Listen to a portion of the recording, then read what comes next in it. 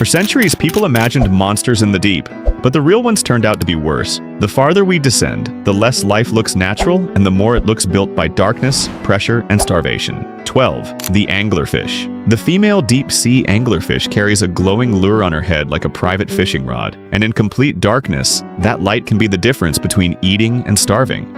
Some species live more than 1,000 meters down, where sunlight never reaches and every meal is uncertain. Her mouth is huge, her stomach can stretch, and her teeth curve inward like needles because prey in the deep cannot be allowed a second chance. You may already know the face, but here's the part that truly changes the story. In several deep-sea anglerfish groups, the male is tiny. When he finds a female, he bites into her body and fuses with her permanently, losing much of his independence until he becomes little more than a source of sperm. Therefore, the creature's most disturbing feature is not the teeth, it is the way scarcity reshapes even courtship into survival. But here is where the story gets strange. What looks monstrous to us is actually a brutally elegant answer to a world where finding a mate may happen once in a lifetime. 11.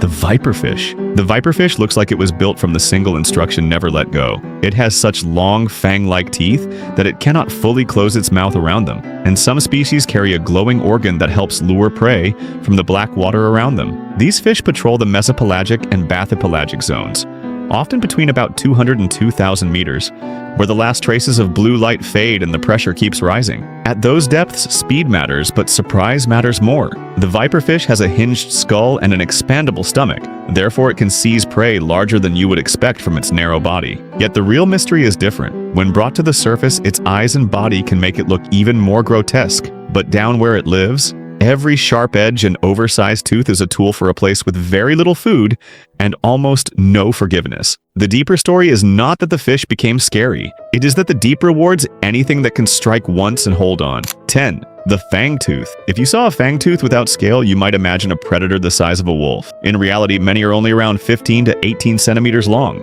Its fangs are so oversized compared with its body that the roof of the mouth has special pockets to store them. That means this animal is not just armed. It is anatomically built around the weapon. Fangtooths live in deep, temperate, and tropical oceans, often hundreds to thousands of meters down. Their large head, compressed body, and armored look seem almost theatrical, but the function is simple. In cold, dark water, prey encounters are rare, therefore any successful bite must count. You may be expecting the creepiest deep-sea creatures to be giants, but what happened next in evolution was almost the opposite. Some became small and concentrated all of their threat into the face. The result is an animal that looks far more dangerous than its size suggests, because in the deep, efficiency can look like horror. 9. The hatchetfish. The hatchetfish is one of the most unsettling examples of how darkness rewrites anatomy. Its body is thin and metallic, almost like a blade with tubular eyes that point upward to catch the faintest light from above. Along its underside are rows of glowing organs called photophores, which produce light to match the dim surface glow and erase the fish's silhouette from predators below. This strategy is called counter-illumination, and it is one of the cleverest disappearing acts in nature. But here is the twist. The fish is not glowing to stand out. It is glowing to vanish. In the twilight zone of the ocean, roughly 200 to 1,000 meters down, many animals live against a faint ceiling of light, and anything that breaks that pattern becomes a target. Therefore, a creature that appears eerie to you is simply trying not to cast a shadow. The real mystery is different. As depth increases, animals often become creepier not because they are trying to frighten anything, but because they are solving visual problems in ways surface life almost never has to. 8. The barreleye fish. The barreleye fish has a transparent head. Not metaphorically. Its forehead is a clear, fluid-filled shield through which you can see its eyes rotating inside the skull. Those eyes are not the round dots most people notice at first. The true eyes are the green tubular structures inside, usually pointed upward to detect silhouettes of prey above. This fish lives in the deep Pacific, often around 600 to 800 meters where light is dim but not entirely gone. That narrow zone produces some of the strangest compromises in the ocean. The barreley still relies on vision, but it must protect its sensitive eyes from stinging tentacles while tracking drifting food overhead. Therefore, evolution did not give it a prettier face. It gave it a clear dome. If you have ever thought deep sea life looks alien, this is one of the strongest reasons why. The body is not trying to resemble anything familiar to us. It is being shaped by a set of optical problems almost no land animal has ever faced. 7. The vampire squid. The vampire squid sounds like a monster and looks like one too, with dark webbing stretched between its arms, red to black skin, and striking blue eyes that can look almost electric under light. Its scientific name means vampire squid from hell, yet it is neither a true squid nor a true octopus. It belongs to its own ancient branch of cephalopods and survives where oxygen levels are so low that many predators cannot stay active for long. That alone would have been strange enough, but what makes this animal feel even more uncanny is that despite the name, it does not hunt by tearing into prey. It mostly feeds on marine snow, the rain of dead plankton, feces, mucus, and organic debris that drifts down from above. It uses long filaments to gather that falling matter from the water. Therefore, one of the most sinister-looking animals in the deep is actually a patient collector of leftovers. But here is where the story gets stranger. In the deep ocean, appearance often stops matching behavior. Creatures become creepy not because they are more violent, but because survival in darkness favors shapes and textures we instinctively misread. 6. The gulper eel. The gulper eel looks like an eel only until you reach the mouth. Then it becomes something else entirely. Its jaws open into a vast pouch larger than the rest of the head, giving it the nickname pelican eel. The body behind that mouth is thin and almost whip-like, and the tail often ends in a glowing organ. It lives in the midnight zone, often from about 1,000 to 4,000 meters, where prey can be scarce and oddly distributed.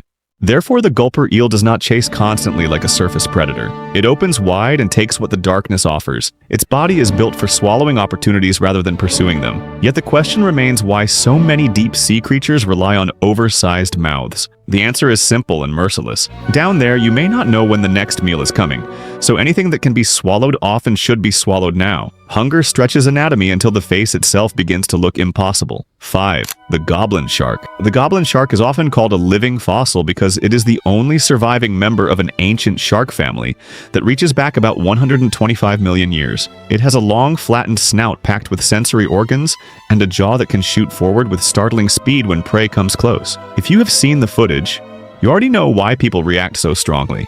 Its face seems to come apart as it strikes. Goblin sharks are usually found in deeper waters along continental slopes, often hundreds of meters down. They are not built for elegant speed. They are built for ambush in dim water. Therefore, the jaw does not simply open, it launches. But here is the deeper reason it feels so creepy. Surface predators usually broadcast their intent through visible movement. The goblin shark seems calm until one split second transforms the whole face into a trap. In the deep ocean, where light is weak and reaction time is short, hidden violence often works better than obvious aggression. 4. The giant isopod. The giant isopod looks like a pill bug from a nightmare because that is, in essence, what it is. It belongs to the same broad crustacean group as the small woodlice you may have seen under a flower pot, but in the deep sea it can grow to around 40 centimeters long. This is one of the clearest examples of deep sea gigantism, a pattern in which some animals become far larger than their shallow water or land relatives. But why should depth create giants at all? Scientists have proposed several factors, including cold temperatures, low predation pressure in some settings, and metabolic strategies suited to an environment where meals are rare. Giant isopods can survive long periods without food, and when food does appear, such as a whale carcass or other large fall of flesh from above, they feed heavily. Here's the twist. Not every deep-sea creature becomes creepy by becoming thin, fanged, and transparent.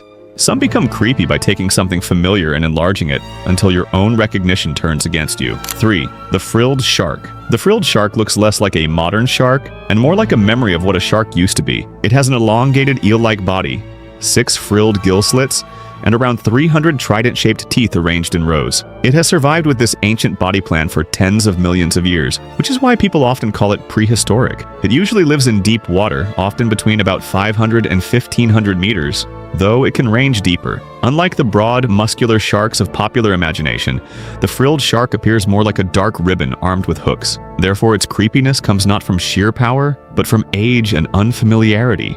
You are looking at a predator whose design was never updated for human comfort. But the real mystery is different. The deeper the ocean, the more evolution seems to preserve forms that would look completely out of place in sunlight. The abyss is not just a home for strange creatures, it is a refuge for old experiments that still work. 2.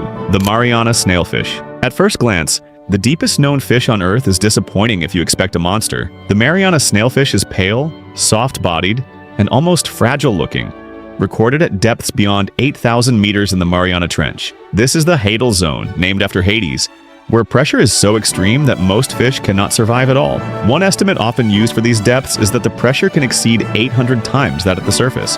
That is exactly why this fish matters. It shows that the deeper you go, creepiness is not only about teeth and glowing lures. Sometimes the strange thing is survival itself. Research on Mariana Trench snailfish has shown genetic and biochemical adaptations that help proteins and cell structures keep functioning under crushing pressure. Their skeletons are less heavily mineralized, and their tissues are tuned for an environment that would destroy most vertebrates. But here is where the story gets profound. There seems to be a depth limit for fish, and the snailfish lives almost at that edge. It is not creepy because it looks evil. It is creepy because it exists where a fish should almost stop being possible. 1. The giant siphonophore. The deepest reason sea creatures get creepier is that, in the deep, even the idea of a single animal starts to break apart. The giant siphonophore can grow to around 40 meters long, longer than a blue whale in some cases, yet it is not one animal in the usual sense. It is a colony made of many specialized units called zooids, all genetically identical, all functioning together as one drifting predator. Filmed by deep-sea expeditions in recent years,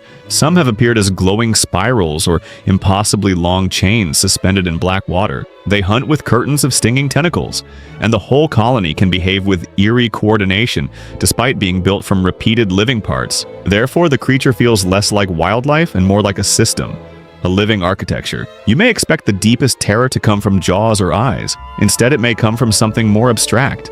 An organism so unlike a familiar body plan that your mind struggles to decide what it is looking at. That is the final lesson of the deep. As light disappears and pressure rises, life does not merely become uglier or more extreme. It becomes less intuitive. It stops resembling the rules you learned on land. The deeper you go, the ocean does not become more evil. It becomes more honest about what life looks like when sunlight, warmth, and abundance are removed. Teeth lengthen, eyes distort, bodies soften, mouths widen, and sometimes the creature stops even being a single creature in the way you expect.